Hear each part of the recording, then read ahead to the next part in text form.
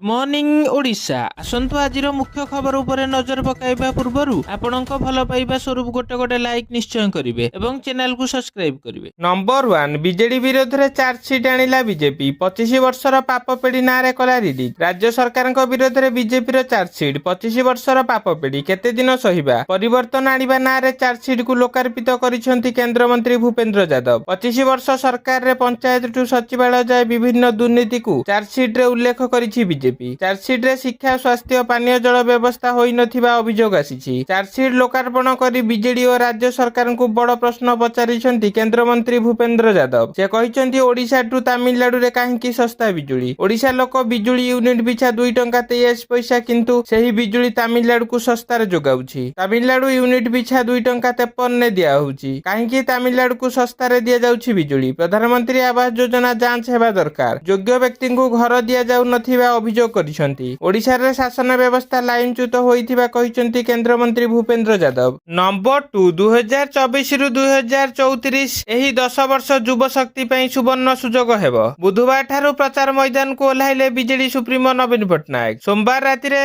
जोड़ा शंख वीडियो जारी हेबा परे एबे मैदान को ओल्हाइछंती नवीन। मा तारिणी पीठ रु काम आरंभ होईछि। सुनार राज्य को विकास कथा हमें कहिथाउ। आपण मानक सेवा करिवार सुजोग देइथिबारु ओडिशार शिक्षा स्वास्थ्य विकास होईछि। 70 लाख मां माने आज आत्मनिर्भरशील। 2024 रु 2034 एही 10 वर्ष युवा शक्ति पई सुवर्ण सुजोग हेबो। चासी मानक पई सुविधा करिबारे ओडिशा आगुआ राज्य। 10 वर्ष भितरे आमे बहुत आगेइछु। 2024 रो स्वतंत्र राज्य हेबो। 2026 रे ओडिशा हेबो 1 नंबर। किंतु दुखर कथा विरोधी दल गुडिक विरोध करि आसुछंती। श्रीमंदिर प्रकल्प हेउ कि मा समलेई प्रकल्प हेउ सेमानंकु देखा जाई नाही। विकास को विरोध करी केही केबे सफल होई नाही। बीजेडीर विजय धारा जारी रहिबो। जोड़ी शंख मोर परिचय ओडिशार परिचय। नंबर 3 आजि ठारू सारा राज्य रे स्कूल छुट्टी। खरा को दृष्टि रखी बड़ घोषणा। राज्य रे जारी रहिछि प्रचंड ग्रीष्म प्रवाह। आकाश रे हेउछि अग्नि वर्षा। अधिकांश शहर रे पारद 40 डिग्री पार। जनजीवन अस्तव्यस्त होई पड़िलानी। प्रचंड खरा को दृष्टि रखी विद्यालय गणशिक्षा विभाग पक्षरु गुरुत्वपूर्ण घोषणा करा जाइछि। खरा पई स्कूल छुट्टी घोषणा करिसेंती राज्य सरकार। आजि ठारू राज्य रे स्कूल गुडिक बंद रहिबो। खरा छुट्टी घोषणा करिसेंती राज्य सरकार। पूर्वरु 3 दिन पई सारा राज्य रे स्कूल छुट्टी घोषणा करा जाइथिला। एबे किंतु खरा पई लंबा छुट्टी घोषणा करा जाइछि। समस्त सरकारी बेसरकारी एवं सरकारी अनुदान प्राप्त स्कूल गुडिक पई एही नियम लागू हेबो। ग्रीष्म छुट्टी समय रे सरकारी एवं सरकारी अनुदान प्राप्त विद्यालय रे छात्र छात्री शिक्षक शिक्षयित्रीक पई शिक्षा तथा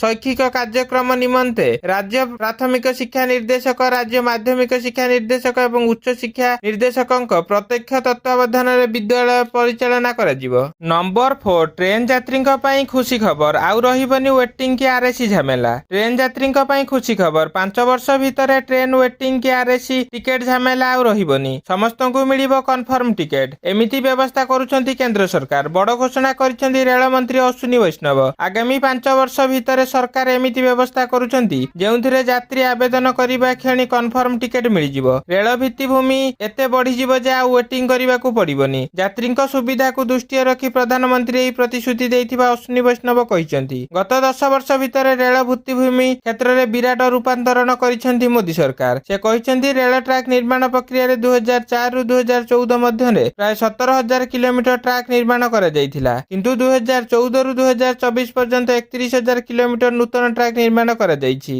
नंबर 5 पुणी चर्चा को खराक जोगाइला अनुभव को फेसबुक पोस्ट। अनुभव महांती को सोशल मीडिया पोस्ट को नहीं बढ़िला चर्चा। गत किछि दिन पूर्वरु बीजेडी छाड़ी बीजेपी रे जोग देइथिले अनुभव। हेले बुधवार फेसबुक रे एक पोस्ट करी नवीन को आशीर्वाद लोडिछंती अनुभव। से कहिसंती सबुबेले निज प्रतिश्रुति अनुसार जाग्रत हेबाकु मु चेष्टा करिछि। निर्वाचनी प्रचार तालिका रे मते स्थान देइथिबारु भारतर यशस्वी प्रधानमंत्री नरेंद्र मोदी अमित शाह जेपी नड्डा धर्मेंद्र प्रधान मनमोहन सामल बाबूंक समेत बीजेपी रो समस्त मान्यगण्य नेतृवृंद तथा प्रत्येक कार्यकर्ता को कृतज्ञता जणाइछंती। एथिसह से मुख्यमंत्री नवीन पटनायक मध्य आशीर्वाद लोडिछंती। से कहिसंती महाप्रभु श्री जगन्नाथ आशीर्वाद तथा नवीन पटनायक सार आशीर्वाद ओडिशा रे नरेंद्र मोदी तांकर साहसिक तथा गतिशील नेतृत्व रे बीजेपी ओडिशा गठन करी आमे नूतन आरंभर साक्षी हेबा। नंबर 6 डीआरडीओ पक्षरु स्वदेशी ज्ञान कौशल रे हालुका बुलेट प्रूफ जैकेट निर्मित। कानपुर स्थित डीआरडीओ बा डिफेंस रिसर्च डेवलपमेंट ऑर्गेनाइजेशन विकसित करिछि हालुका बुलेट प्रूफ जैकेट। यह संपूर्ण भावे स्वदेशी ज्ञान कौशल रे निर्मित होईछि। प्रतिरक्षा गवेषणा एवं विकास संगठन डीआरडीओ रो एक यूनिट उच्च स्तर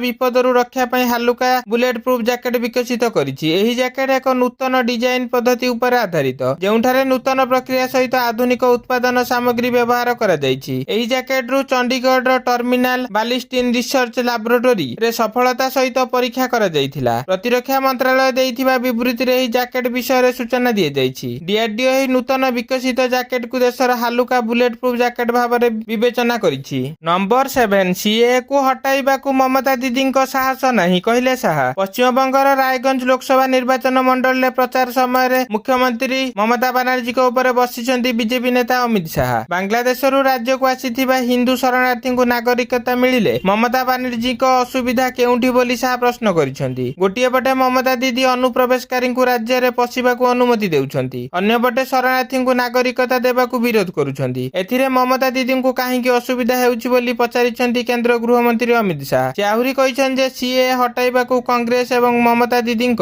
ସାହସ ନାହିଁ। ସନ୍ଦେଶଖାଲିରେ ଭୋଟ ବ୍ୟାଙ୍କକୁ ସୁରକ୍ଷିତ କରିବାକୁ ଯାଇ ମମତା ଦିଦି ଗରିବ ମା ଭଉଣୀଙ୍କ ଉପରେ ଅତ୍ୟାଚାର ହେବାକୁ ଦେଲେ। ସନ୍ଦେଶଖାଲିର ମା ଭଉଣୀମାନେ ସଂଘର୍ଷ କରିଛନ୍ତି। ହାଇକୋର୍ଟ ରାୟ ପରେ ମମତା ଦିଦିଙ୍କ ଅନୁଗାମୀ ଜେଲରେ ଅଛନ୍ତି। ନମ୍ବର 8 ମୁସଲିମ ଲିଗକୁ ଟାର୍ଗେଟ କଲେ ମୋଦି। ଆନ୍ଧ୍ରପ୍ରଦେଶ ବିଭାଜନ ଅଠା କଂଗ୍ରେସ ମୁଣ୍ଡରେ ବୋଳିଲେ। ଲୋକସଭା ନିର୍ବାଚନ 2024ର ଦ୍ୱିତୀୟ ପର୍ଯ୍ୟାୟ ମତଦାନ ଏପ୍ରିଲ 26ରେ ହେବ। ଏନେଇ ବିଭିନ୍ନ ରାଜନୈତିକ ଦଳଙ୍କ ପକ୍ଷରୁ ପ୍ରଚାର ଜାରି ରହିଛି। ଏନେଇ ବିଜେପି ପକ୍ଷରୁ କରାଯାଉଥିବା ନିର୍ବାଚନୀ ପ୍ରଚାରରେ ପ୍ରଧାନମନ୍ତ୍ରୀ ନରେନ୍ଦ୍ର ମୋଦି ଛତିଶଗଡ଼ର ସରଗୁଜାରେ ପହଞ୍ଚିଛନ୍ତି। ପ୍ରଧାନମନ୍ତ୍ରୀ ନିର୍ବାଚନୀ ପ୍ରଚାରରେ ମୁସଲିମ ଲିଗ ବିରୋଧରେ ମନ୍ତବ୍ୟ ଦେଇଛନ୍ତି। ସମ୍ବିଧାନ ଗଠନ ହେବା ସମୟରେ ବାବା ସାହେବ ଆମ୍ବେଦକରଙ୍କ ନିଷ୍ପତ୍ତି ଅନୁସାରେ ଦେଶରେ ଧର୍ମ ଆଧାରରେ ସଂରକ୍ଷଣ ପ୍ରଦାନ କରାଯିବ ନାହିଁ ବୋଲି କୁହାଯାଇଥିଲା। ମାତ୍ର କଂଗ୍ରେସ ଏହାକୁ ଭ୍ରୂକ୍ଷେପ ନ କରି ଯୋଜନାବଦ୍ଧ ଭାବେ ଧର୍ମ ତଥା ଜାତି ଆଧାରରେ ସଂରକ୍ଷଣ ଜାରି ରଖିଥିଲା। 2014ରେ ହୋଇଥିବା ଆନ୍ଧ୍ରପ୍ରଦେଶ ବିଭାଜନ ନେଇ ପ୍ରଧାନମନ୍ତ୍ରୀଙ୍କ ପ୍ରଶ୍ନ ଉଠାଇଥିଲେ। ଏହି ବିଭାଜନ ନେଇ ସେ କଂଗ୍ରେସ ମୁଣ୍ଡରେ ଅଠା ବୋଳିଛନ୍ତି। ନମ୍ବର 9 ସୁନା ରୂପା ଦର ଖସିଲା। ସୁନା 1500 ରୂପା 2500 କମିଲା। ସୁନା ଓ ରୂପା ଦରରେ ଆଜି ବଡ଼ ଧରଣର ହ୍ରାସ ଦେଖିବାକୁ ମିଳିଛି। ଭୁବନେଶ୍ୱର ବଜାରରେ 10 ଗ୍ରାମ ପିଛା ସୁନା ଦର ଗତକାଲି ତୁଳନାରେ ପାଖାପାଖି 1500ରୁ 1600 ଟଙ୍କା କମିଥିବା ବେଳେ ରୂପା ଦର କିଲୋ ପିଛା 2500 ଟଙ୍କା କମିଛି। ୟୁରୋପ ଓ ମଧ୍ୟପ୍ରାଚ୍ୟରେ ଭୂ ରାଜନୈତିକ ଅସ୍ଥିରତା କାରଣରୁ ହୁ ହୁ ହୋଇ ବଢି ଆସୁଥିବା ଏହି ଧାତୁ ଦୁଇଟିର